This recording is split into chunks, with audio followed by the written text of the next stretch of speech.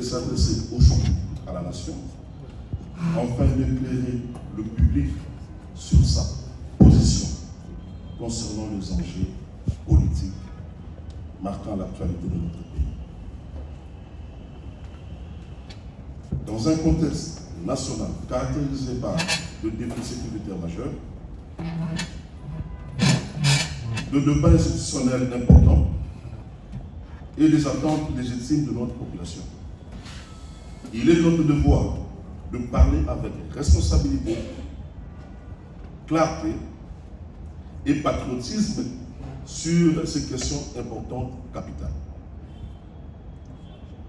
S'agissant de la rupture avec M. Constant Mutamba Lumumba, l'opposition républicaine tient à préciser sa position à la suite des événements ayant conduit à la condamnation de M. Constant Mutamba Lumumba à 3 ans de réclusion pénale et 5 ans de non-éligibilité.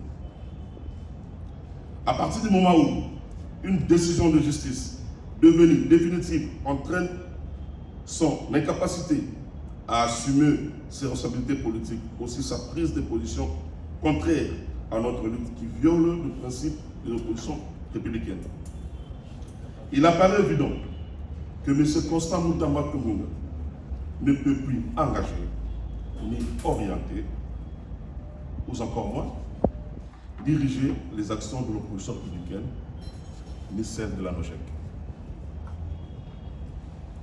Face à cette situation, nous avons pris la décision de nous désolidariser de sa démarche politique actuelle. Cette décision procède de notre volonté de prévenir la stabilité, le fonctionnement harmonieux et la crédibilité de nos structures politiques. Nous refusons toute logique de radicalisation susceptible d'entraver notre mission première, celle de servir le Congolais. L'opposition républicaine, faut-il le rappeler, est au service des aspirations du peuple. Notre responsabilité est de porter la voix des Congolais et de répondre à leurs préoccupations quotidiennes le plus légitimes. Plutôt que de nous enfermer dans des débats de querelle qui éloignent l'action politique de l'intérêt général du peuple congolais. S'agissant de notre soutien au processus référendaire, nous, l'opposition républicaine, nous considérons que tout peuple souverain possède le droit inaliénable de réfléchir à son avenir institutionnel et aussi de décider librement de règles qui organisent sa vie politique. 20 ans après l'adoption de la Constitution 2006, notre pays a profondément évolué. Les réalités économiques, sociales, sécuritaires et géopolitiques auxquelles fait face la République démocratique du Congo ne sont plus celles d'hier. Nous estimons qu'un débat national sur l'adaptation de notre cadre institutionnel est légitime. Le développement d'un État repose également sur la qualité et l'efficacité de ses institutions. Dès lors, toute initiative visant à ouvrir une réflexion démocratique sur l'évolution de notre Constitution mérite d'être examinée avec sérieux, responsabilité et dans le respect de la souveraineté populaire. L'opposition républicaine soutient le principe selon lequel le dernier mot revient au peuple congolais, parce que c'est lui qui est souverain. Nous dénonçons par ailleurs les tentatives de manipulation de l'opinion qui consiste à présenter ce débat comme illégitime.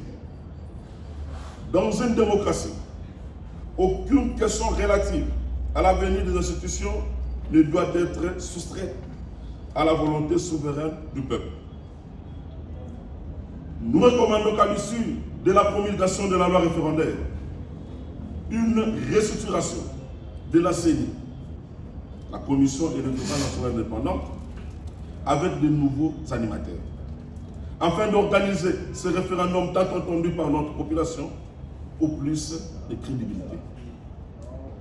S'agissant de la guerre à l'est de la République démocratique du Congo et le phénomène Mobondo à l'ouest. Alors que notre pays continue de faire face à une situation sécuritaire préoccupante dans sa partie orientale et à la porte de Kinshasa par la milice Mobondo, l'heure n'est ni aux divisions ni aux querelles politiciennes. La défense de la souveraineté nationale constitue une responsabilité collective qui transcende les clivages politiques.